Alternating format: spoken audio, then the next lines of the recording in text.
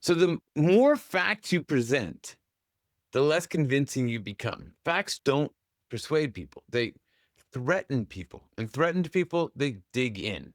So if you want to actually change somebody's mind, the worst thing you can do is prove that you're right. Let me see if I get this straight.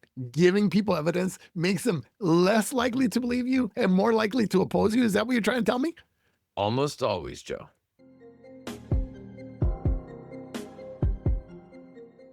So, Joe, some of the comments on the last episode were particularly interesting. How's that?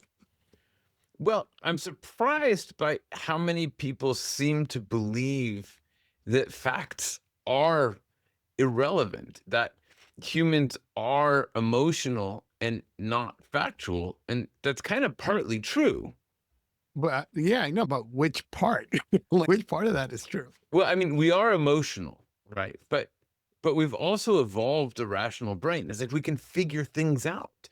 And it may take some work, but if you think about it, humans didn't invent the airplane because we ignored facts or that we focused only on emotion, right? Yeah. GPS doesn't work because we pretend that the Earth is a sphere. It works because the Earth is a sphere, and not because Yeah. we're sitting back and emotionally connecting with the fact that the Earth is a sphere. We actually looked at the facts and said, hey, this is the way it is, right?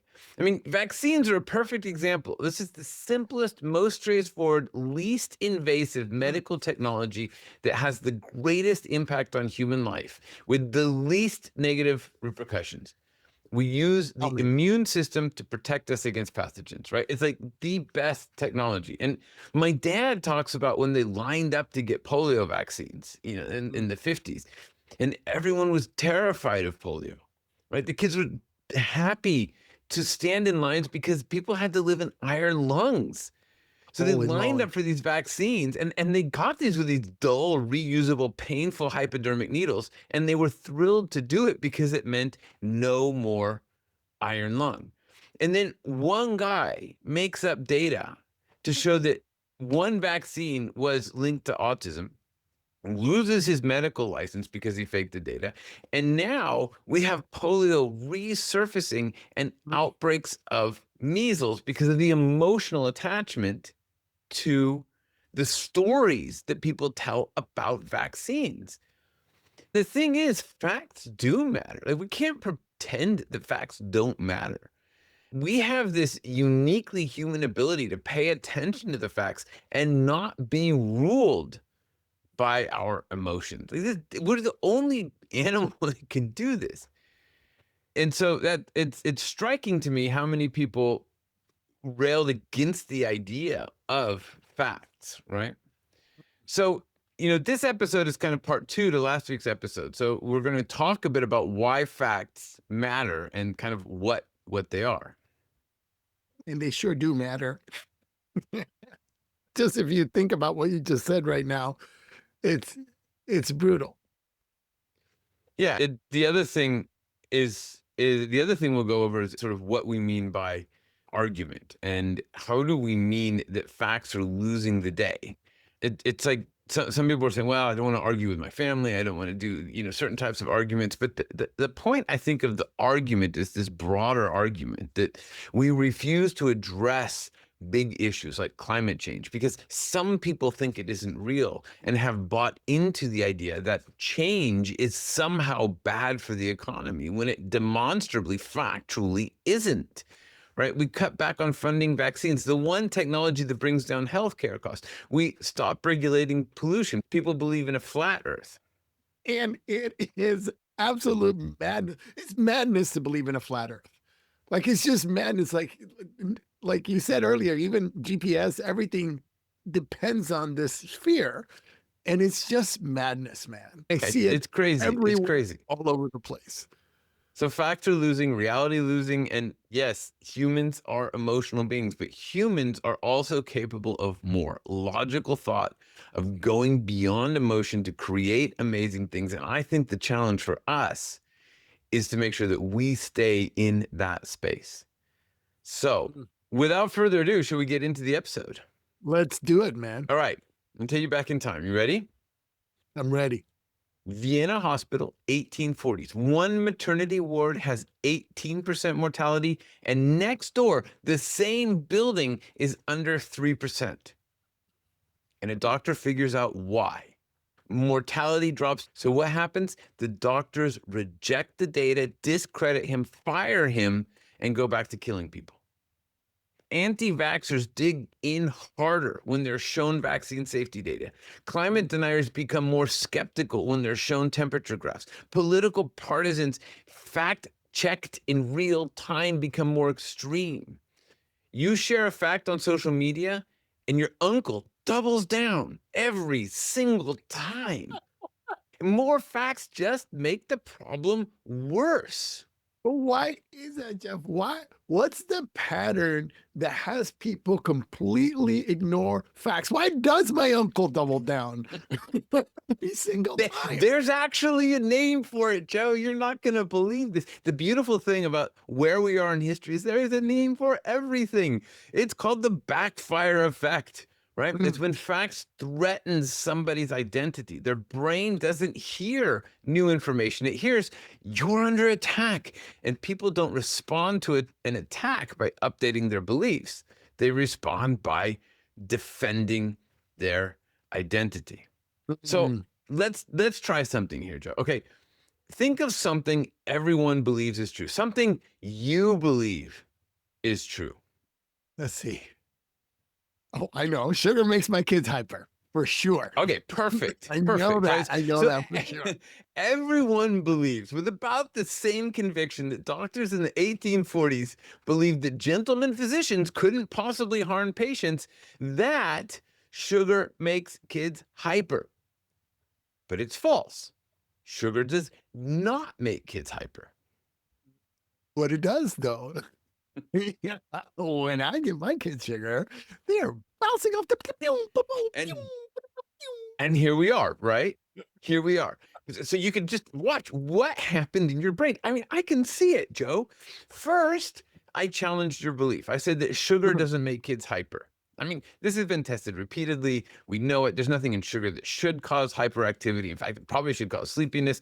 And in the study, somebody wrote a paper about hyperactivity a long time ago. It has no bearing on reality, right? But again, somebody wrote something down, so it must be true. But right, so the fact is, it just doesn't.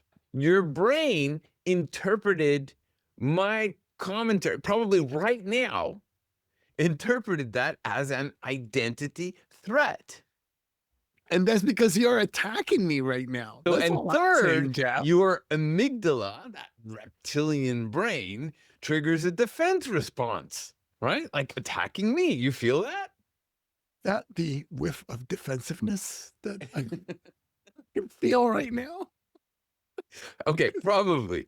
And fourth, here's where it gets interesting. You start generating counter evidence, but you're not looking for anything statistically significant, right? You just need one single example. You gave your kids sugar once and you perceived them, rightly or wrongly, for whatever reason, for whatever happened, as hyperactive, and boom, you've written off all studies and all facts. That's because I know my kids get more hyper when I give them sugar. Exactly. I happen to know that. And now your belief, Joe, your belief is even stronger than before we talked about the evidence, right? And that's the backfire effect. The fact remains that it's not true. It's like when I told my mother-in-law that no, getting wet does not make you sick, right? People take showers every day and they don't get a cold. She would never believe it, right? The facts just made you more convinced. You see, I can actually feel that inside because I still believe it, regardless of the fact that we're but it's sitting still right not here. true. It's still not true. It's hard to believe. I don't know if I'm buying it. Let's keep going. Let's see where we're going. We've just proven, Joe, that you are a human being. All right, so let's go back to Vienna, all right? Because this is where the mechanism becomes deadly. So it was Dr. Ignaz Semmelweis, who was head of the maternity ward that was staffed by doctors. And the mortality rate there was 18%. And women were refusing to come to his ward. They'd rather give birth in the street because they're Yeah. not gonna, right? Because they're less likely to die. So next door in the midwife ward, they're under 3%. So Semmelweis noticed something, right? The doctors were doing autopsies in the morning Mm. and then walking straight into examining laboring women without washing their hands. Which, if you think about it now, is absolutely. And remember, they didn't have gloves. They're not taking gloves off. Yeah, They're like, they didn't yeah, even you're like wash their. reaching. They're like decomposing bodies, and then they go treat these women, right? And so the midwives, they didn't do that. They weren't rooting around in decomposing bodies. So he hypothesized, and this is before germ theory and nobody knew what Rightly bacteria so. were, right? He hypothesized that there was some kind of cadaverous material transferring from dead bodies to living patients. So he instituted a policy: wash your hands in chlorinated lime solution before treating patients. Mortality dropped immediately from 18% to under 2%. Same doctors, same wards, same patients, one variable: hand wash. Everybody's happy, problem solved. The guy's a genius. And this is when the doctors revolted. They were What? furious. Semmelweis was suggesting that they were the problem, that educated, respectable gentlemen physicians were killing their patients. This wasn't a scientific disagreement, it was a threat to their entire identity. So these doctors had spent years in medical school, just like you spent years raising your children. They saw themselves as healers, just as you see yourself as a father. And society's educated elite. Well, I don't know what to say about that one. But anyway, Semmelweis wasn't just saying wash your hands. He was saying you have been killing women and babies with your ignorance. Now, Joe, Mm. you have not been killing anybody. It's just a fun thing Okay, with the good. sugar. Okay, we're just going I to was be gonna clear say, about I was that. gonna say, I'm just not gonna go. I was accusing you getting of worried. terrible. A lot of people have done just fine with believing that sugar causes hyperactivity with no problem whatsoever. But the point is that their brains, just like your brain, did not process the data. They processed the information as you're wrong, which means you're not smart, which means you're not qualified, which means your entire professional identity is a lie, which means you're under attack. Well, You they gotta tell me. defended. I'm dying here. What happened? Oh, it's I'm dying. they What defended. happened? They defended their identity. They wrote off the data. They said the mortality drop was a coincidence or it was due to seasonal variation. Never mind that it happened in Convenient. How all convenient. seasons, right? What? Or divine providence because I guess God just Okay. didn't like the women that they were treating. Anything but admitting that they'd been at fault. Mm. And Semmelweis showed them the numbers, meticulously documented. He had proof. But the more evidence he presented, the angrier they became. He was discredited. He was mocked in medical journals and eventually forced out of his position. And the Mm. hospital went back to not washing hands. Mortality rates went right back up. Women died, babies died, but the doctors' identities and their ego were intact. Not freaking cool, man. But that's the Very, way very. things are, right? That's the way things are. Belief beats fact. Even when the facts save lives, even when you can measure the deaths, the doctors would rather be right about who they were than be right about what killed their patients. So here's why this mechanism is so powerful. Your working memory can only hold like 3 or 4 facts at a time. And this actually contributed, by the way, to the Challenger explosion back in the 80s. There was so much information in the presentation. And the key fact, the really important one, the fact that the shuttle might explode, was buried. It should Right. have been So like bullet number one. yeah, it should like that was a big thing. And it even would have triggered an emotional reaction, right? So if you get hit with 10 facts, 20 facts, 47 peer-reviewed studies, your brain can't hold them. And so you default back to what you already believe. The one fact you can hold is the one that you brought with you. Not only that, but facts are infinite. You can always find a fact that supports your position. You can always find the exception to the rule. An anecdote that resonates becomes your fact. It doesn't Yeah. matter if it's representative, statistically significant, or whatever. If it confirms your belief, it's true enough. So you tune out the facts coming at you and focus on the one that matters, the one that you already believed. So really, today, it's the same mechanism everywhere you look, right? Vaccines, pro-vaccine side brings in 47 peer-reviewed studies. Anti-vaccine side brings in one mom whose kid got sick after a vaccine, and that kid may or may not have gotten sick after the vaccine, but the story is a good Yeah. one. The mom story wins, not because it's indicative, not because it's even true, not because it's statistically significant. It's emotionally immediate, right? It's Yeah. relatable. What if I'm the mom, right? Yeah. And when you present the There. 47 stories, you're reinforcing the narrative. It's technical mumbo jumbo. It's doctoral mumbo jumbo, medical mumbo jumbo, right? It's big pharma is trying to overwhelm you with science speak to hide the truth. Then your facts then become evidence of a conspiracy. You know, There's a big conspiracy. there's got to be. Already. It's Yeah. way too Yeah. effective. It must be a big Yeah. conspiracy. You know. You get the same thing with climate change. You've got temperature Yeah. graphs, ice core data, atmospheric CO2 measurements. You have the mechanism that it works, right? And deniers say, hey, it snowed, or the data's been manipulated, or what about solar cycles? They don't need to disprove your data, right? They just create doubt. And the more data you bring, the more suspect you look. Who brings that much data, right? Unless they're Yeah. hiding something. Election integrity. Show them verified counts, court rulings, recounts, audits. They show you one video of something that looks weird, that might even have been staged. One affidavit from someone who says they saw something. Your mountain of evidence looks like you're trying too hard. The single data point looks authentic. Here's the pattern. In every case, more facts weakened the argument. The doctors had the data, the scientists have the data, you have the data, and you're all losing. Because you're not in a data fight, you're in an identity fight. Well, let me see if I get this straight. What you're saying is that the person with less evidence has the advantage. Is that what you're telling me? Well, the person who doesn't threaten anyone's identity has the advantage, right? And the facts can be threatening. So the key is to actually come back to understanding the identity and validating the identity rather than Yeah. challenging with more facts, right? I see that. And this is where it gets personal, because I don't mean what facts are you ignoring. I mean, what beliefs have you built your identity around that you will not let facts touch, right?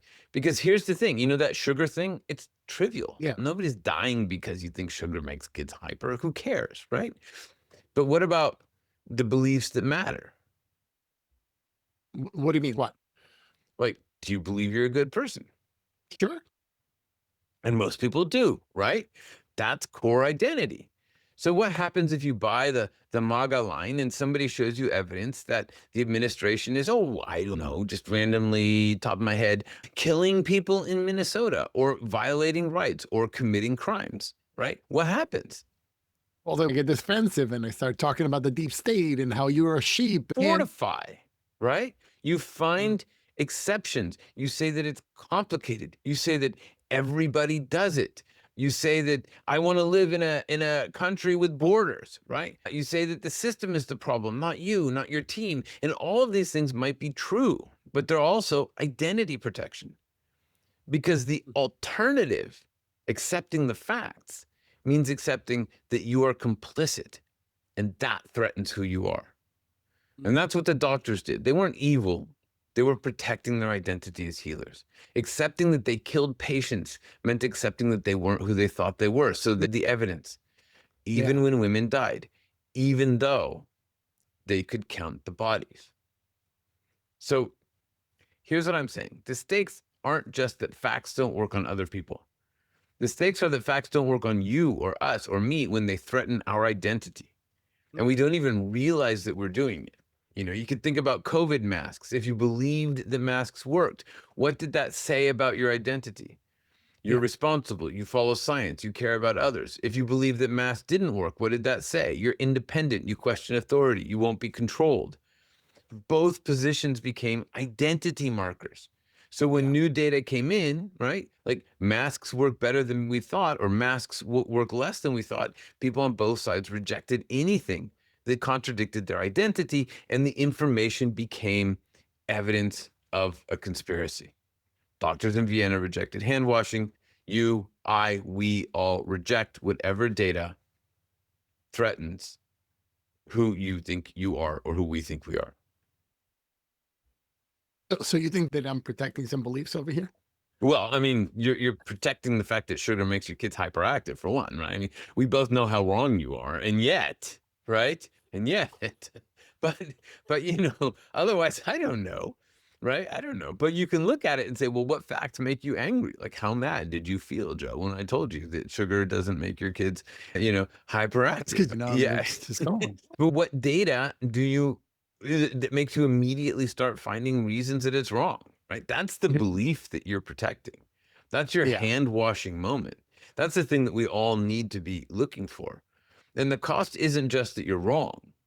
The cost is that you can't learn when you're in that state, right? The Yeah. cost is that you'll defend your identity right up until the moment it kills you. So when we talked at the beginning about this issue of the emotional being, but if we stay there, then eventually it could kill us or someone else or the doctors, or we create an environment that Mm. doesn't sustain human life, right?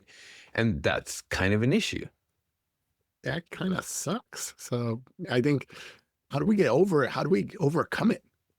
Well, no idea. No. Okay. I said that last time too. But still, I mean, these things are hard, right? I don't exactly know, but I did look it up because I'm not, an idiot. So I did prepare.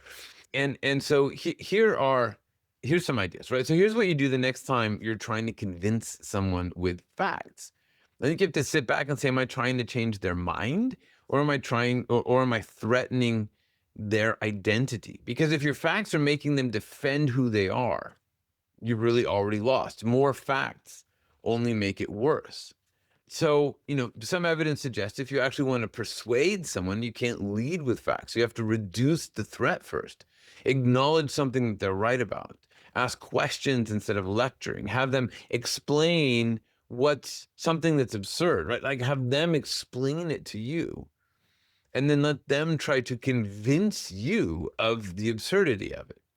You can make it about curiosity, not Mm. combat. So the Yeah. idea here is to find a way to create demand for the facts where now they're curious. Oh, yeah, explain that to me. Like, how does that mechanism work? How does that work? Right? Little things that could add up to big things. But when you create demand for it, then people can pull them in. Then they can accept and embrace the facts, right? Um, or really, here's the hard option: recognize when the conversation isn't about truth at all. When Yeah. someone's identity is fully wrapped up in the belief, no facts are going to work, Joe. You're not going to reason your way out of that kind of a situation. Yeah. You Um, shouldn't even engage at that point because there's no winning. that's it, right?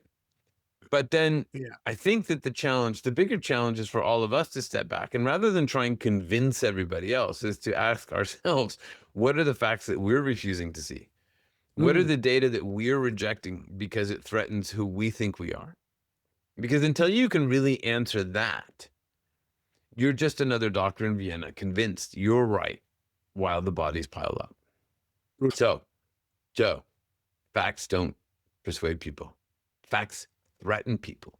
And Mm. threatened people don't update their beliefs, they fortify them, which means the more you know, the less persuasive you become, unless Mm.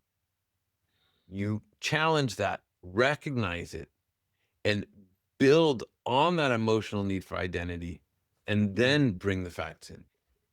The doctor in Vienna, Semmelweis in Vienna, had the data. He was right, but he lost anyway, and people died. So sleep tight. It's so interesting because I started thinking about this thing with my kids with the sugar, right? As we were preparing for this, I'm thinking about this thing with the kids with the sugar, and I really did have that. Oh, sugar makes my kids hyper, blah blah blah blah. Blah. And then I started thinking about all the situations that I put my kids in before I give them sugar, a birthday party with 25 other kids.